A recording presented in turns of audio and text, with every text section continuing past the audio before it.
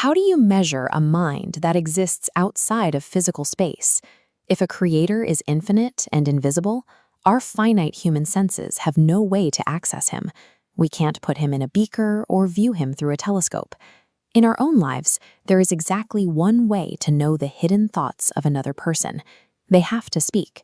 A word takes an invisible motive or idea and translates it into a reality that someone else can interact with.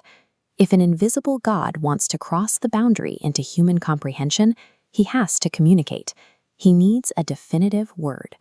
We can look at the precision of a solar system or the complexity of a cell, and we might deduce a brilliant engineer. But observing physical mechanics alone cannot reveal whether that engineer is kind, cruel, or entirely indifferent. To know the intimate heart of a being, we need a direct act of self-expression. The human search for God relies on finding this specific bridge. This animated diagram visualizes that concept. Here, you see chaotic particles organizing into a perfect structural matrix. The Gospel of John begins with this exact premise. It doesn't open in a physical, earthly setting. It starts before time existed, in the vastness of the cosmos, with this invisible organizing principle. John identifies this principle as the Word. This is the living identity of God, the active engineering force generating the specific nodes of all physical matter and biological life. The sheer scale and immense complexity of the universe offer the first physical proof of a vast, unseen mind. God spoke, and his intelligence took physical shape. Once John establishes the macro creation of the universe, he zooms in on a specific byproduct of the Creator's life interacting with humanity. He calls this byproduct light. This light immediately meets an opposing force. John introduces a pervasive darkness, representing human rebellion, pain, and cosmic brokenness.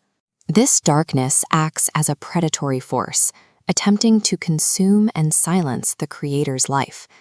This dynamic diagram illustrates the theological physics of their clash.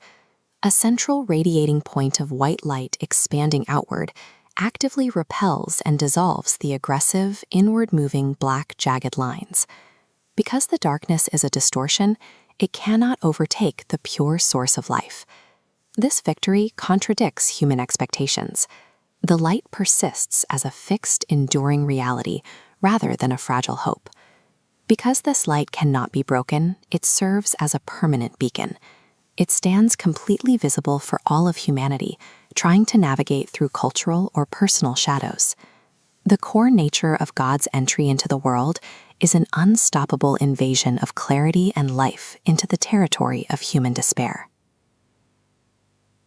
From the physics of the cosmos, the narrative moves down to the dust of the earth, exposing the limits of human perception. John introduces a man named John the Baptist. Even though a divine light should theoretically be obvious to everyone, humanity needs a physical guide to point it out. John's role is specifically defined.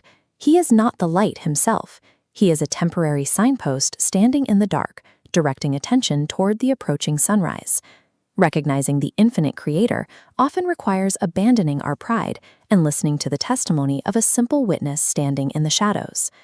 The story shifts as the infinite cosmic word shrinks down to enter the narrow confines of physical time and space. Verse 14 describes a staggering change. The Word became flesh. The eternal Creator put on vulnerable, mortal skin and bone. The contrast is jarring. The invisible God who engineered entire galaxies is now tangibly walking in the dirt and breaking physical bread. Here we find a profound tragic irony. The Creator arrived in the precise environment he engineered, yet his own creation failed to recognize him. John describes this figure as arriving full of unfailing love and faithfulness. Yet, despite these traits, he faced active rejection from his own people. The Creator's authority reveals itself most clearly not in his cosmic scale, but in his willingness to become a rejected, vulnerable human. Despite the widespread rejection, a few individuals recognized and accepted the incarnate Word. For those people, John outlines a shift in identity. They are offered a specific new status. They are granted the right to undergo a spiritual rebirth and officially become children of God. The Creator's cosmic descent from the stars to the dirt serves as an intimate, personal invitation. It demands a direct response from everyone who encounters the story.